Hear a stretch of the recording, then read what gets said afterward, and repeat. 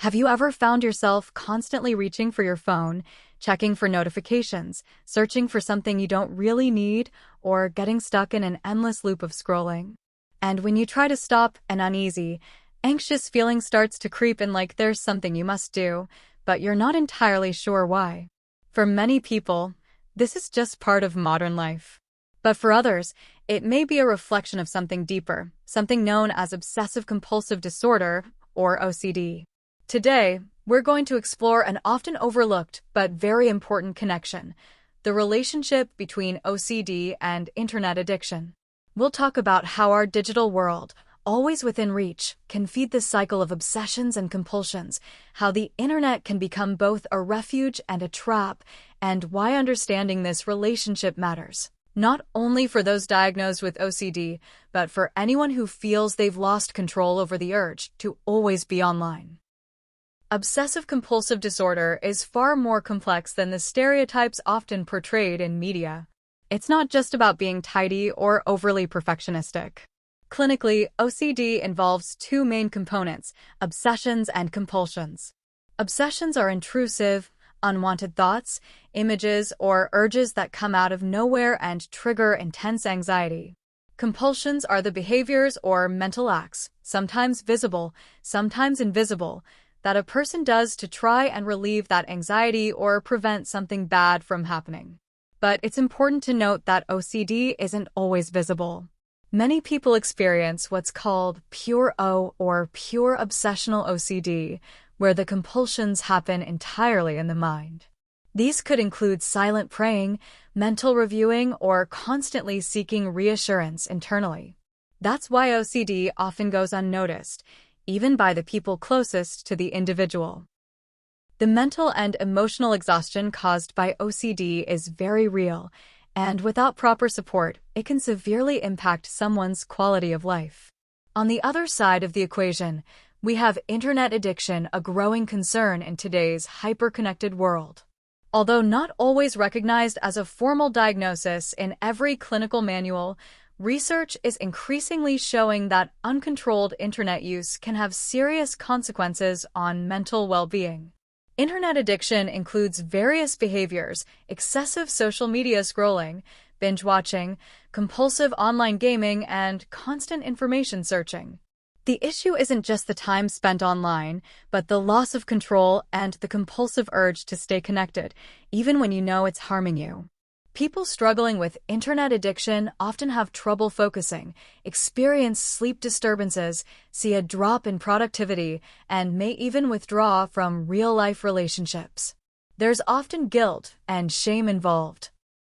After spending hours online, they feel bad but continue the cycle again the next day. Psychologically, this mirrors the compulsive behavior seen in OCD, repeating an action to get relief from discomfort, only to feel worse over time. So, is there truly a connection between OCD and internet addiction? The short answer is yes, and it's not just a coincidence. Many people with OCD unknowingly use the internet as a way to carry out their compulsions. Take, for example, someone with contamination fears or health anxiety. They might obsessively Google symptoms, read the same articles over and over again, or visit online forums for reassurance. This is a form of reassurance seeking, a common compulsion in OCD, where the person tries to calm their anxiety by gathering more information. Digital compulsions can also include checking emails repeatedly, rereading messages, or obsessively scanning social media to avoid missing out or making a mistake. In the digital age, compulsions that used to be physical now often migrate to the online space, but they function the same way in the brain. What makes this even more difficult is that it's not always easy to tell when a behavior is simply excessive internet use and when it's actually being driven by OCD. In many cases, they overlap and reinforce each other, deepening the struggle. In one way, the internet can be comforting and useful.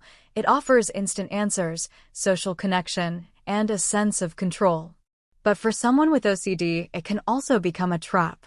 Imagine feeling an intrusive thought, followed by rising anxiety, and instinctively reaching for your phone to look for reassurance.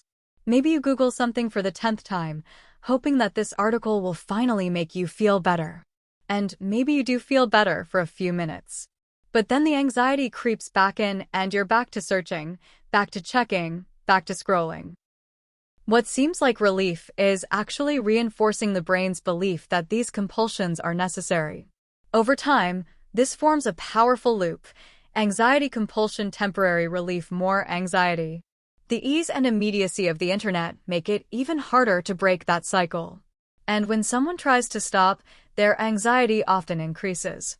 They feel out of control not because of something urgent in the real world, but because their digital compulsions have gone unmet. In this way, the internet can feel like both a lifeline and a prison. Teenagers are particularly vulnerable to this digital OCD trap.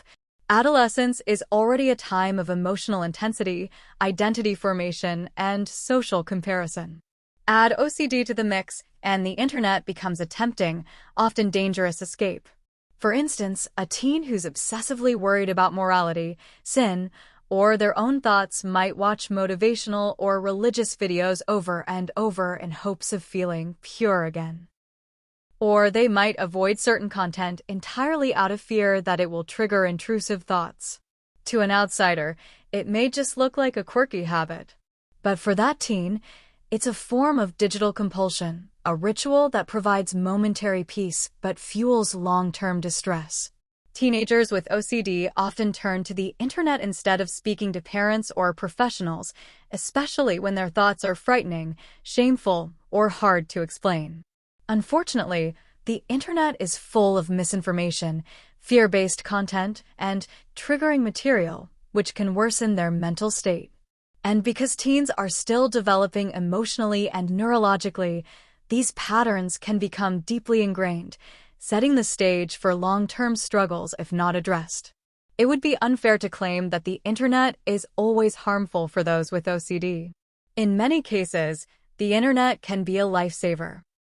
There are incredible online communities that offer support, apps designed for mental health and ERP therapy, and educational content that helps people better understand and manage their condition. For many, the internet is the first place where they learn that what they're experiencing has a name and that they're not alone. The challenge lies in the how. Is the internet being used intentionally to learn, connect, and grow? Or is it being used impulsively as a way to avoid discomfort, escape uncertainty, or feed compulsions?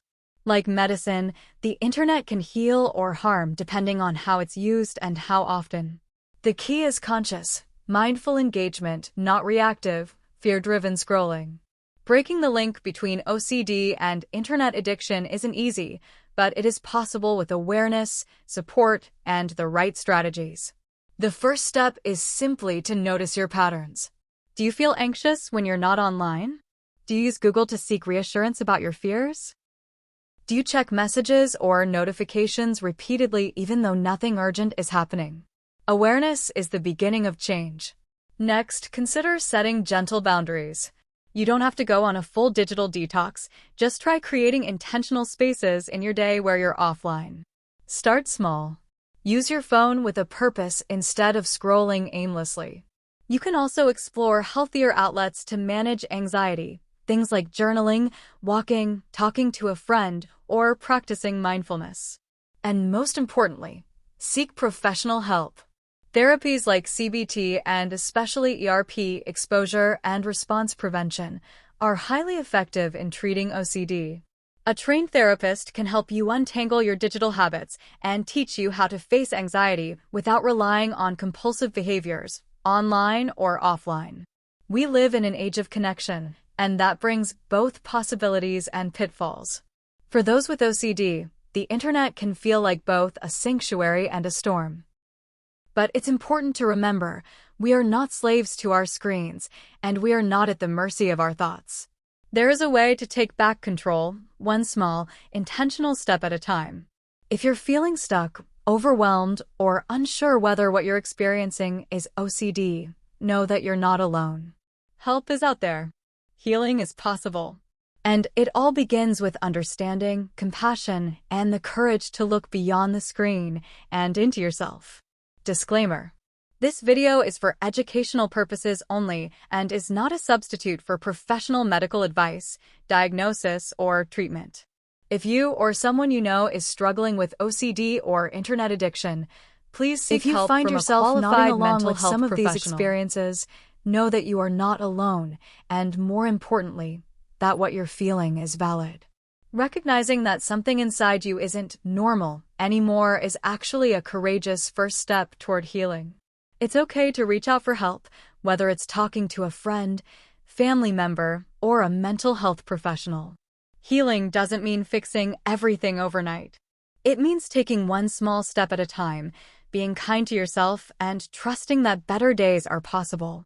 You deserve to feel peace, joy, and connection again. So take a deep breath and give yourself permission to begin right here, right now. Thank you for spending this time with me today. Remember, noticing that you're not feeling normal anymore isn't a sign of failure. It's a sign of awareness. Awareness is the gateway to change. If this conversation has resonated with you, I encourage you to reach out to someone you trust or seek professional support. You are worth the care and kindness you so freely give others. Until next time, be gentle with yourself and keep moving forward, one step at a time.